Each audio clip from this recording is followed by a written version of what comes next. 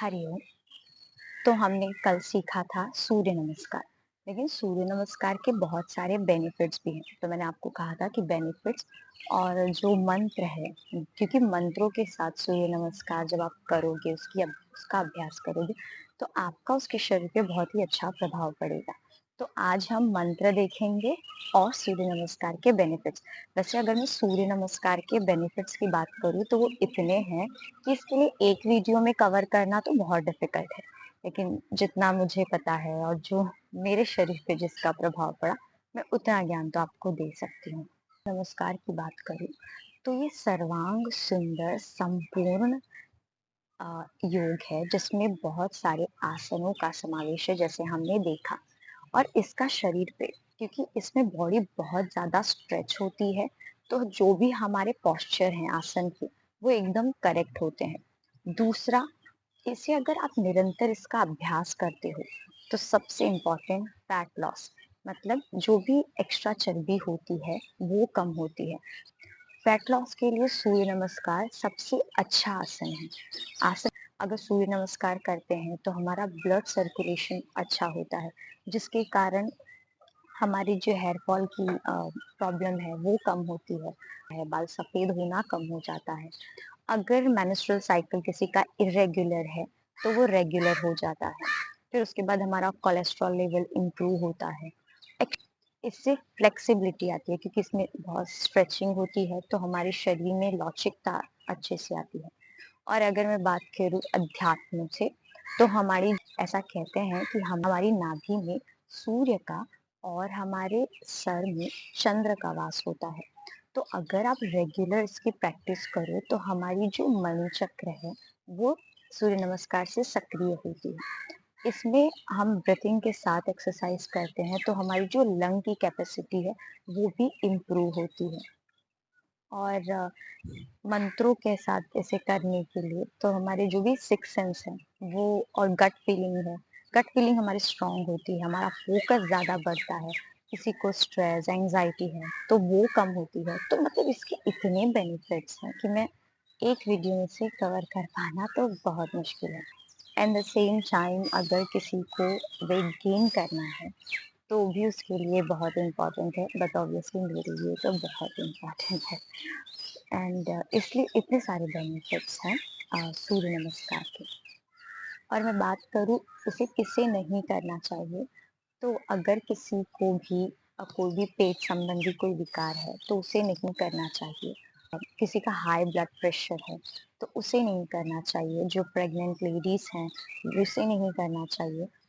Specially girls के लिए, अगर वो पीरियड्स में उनकी नहीं करे सूर्य नमस्कार, मतलब इतने लोगों को हमें ध्यान देना चाहिए कि किन लोगों को नहीं करना चाहिए। तो जिनका बात करूँ मंत्रों की, तो बीज मंत्रों के साथ भगवान के नाम को जोड़ा जाता है और फिर उसके बाद एक पूर्ण मंत्र कहा जाता है। तो इस तरीके से कुल 14 नाम है।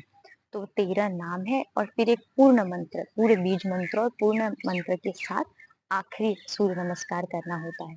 आप हर दिन 7-7 करके सूर्य नमस्कार कर सकते हो। और याद करने के लिए सबसे आसान है, अगर हमें पूर्ण मंत्र याद हो गया तो बाकी के जितने हैं वो सिर्फ हमें एक एक करके बोलना है। तो मैं पहली बार हिंदी के 12 खड़ी के, जैसे 12 स्वर हैं, अ, आ, ई, फिर ई, तो इस तरीके से हैं, लेकिन 6 स्वर, अ, आ, ई, उ, ए, ऐ, ओ, आ।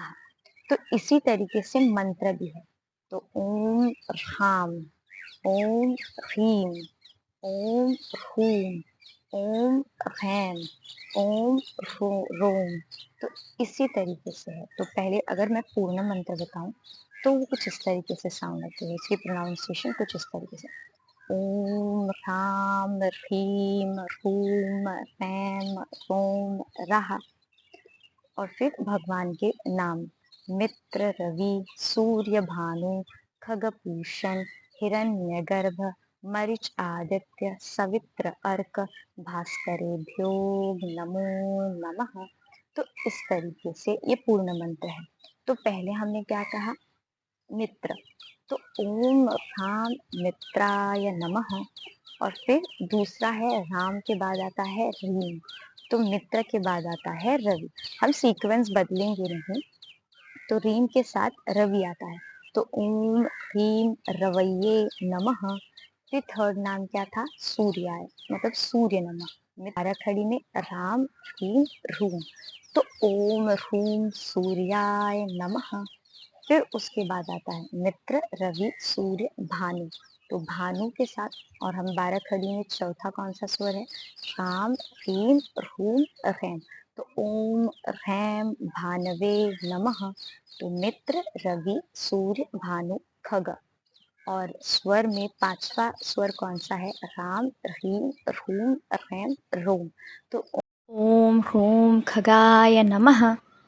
और फिर आखिरी का, तो मित्र रवि सूर्य भानु खग पूषण, तो और स्वर कौन सा है, रहा, तो ओम रहा पूषणे नमः। और फिर इसी को हम, इसी 6 स्वरों को बाकी के 6 नामों के साथ जोड़ के प्रैक्टिस करेंगे। तो मित्र रवि सूर्य भानु खग पूषण मिल जाए। उसके बाद आता है हिरण्यगर्भ मरिच आदित्य सवित्र अर्क भास्करे भ्योग, मतलब भास्कराय। इन 6 नामों के साथ वापस से इन 6 स्वरों को जोड़ेंगे। तो पहला था राम, और नाम था मित्र रवि सूर्य भानु खग पूषण हिरण्यगर्भ, तो ओम राम हिरण्यगर्भाय नमः। और हिरण्यगर्भाय तो मरीच, और राम के साथ हिंदा, तो ओम ह्रीम मरीचय नमः। जैसे ये 6 और ये 6 के पूरे मंत्र हो। एंड देन आफ्टर श्री सवित्र सूर्य नारायणाय नमः, और इस तरीके से आखिरी का मंत्र होगा। फिर आप उसके बाद पूर्ण मंत्र बोलेंगे, तो ओम राम ह्रीम ह्रूम रैम रोम रहा मित्र रवि सूर्य भानु खगपूषण हिरण्यगर्भ मरिच आदित्य सवित्र अर्क भास्करेभ्यो नमो नमः। तो इस तरीके से उसकी प्रोनाउंसिएशन होगी। आप पहले 12 खड़ी में से 6 स्वरों को याद कीजिए, और उसके बाद इन नामों को, तो धीरे आपको सिर्फ उन स्वरों के साथ भगवान सूर्य के नामों को जोड़ना है, और इस तरीके से आप मंत्र याद कर सकते हो। और जैसे आपको एक बार इन सारे मंत्र याद हो जाए, फिर आप पहले पोस्चर देखिए, फिर श्वसन के साथ प्रैक्टिस कीजिए, और उसके बाद बीज मंत्रों के साथ, ये ओम रहा, इन सबको बीज मंत्र कहा जाता है। और बाकी तो भगवान सूर्य के नाम हैं, तो आप इनको जोड़ के आप अपनी प्रैक्टिस निरंतर कर सकते हैं। हरिओम।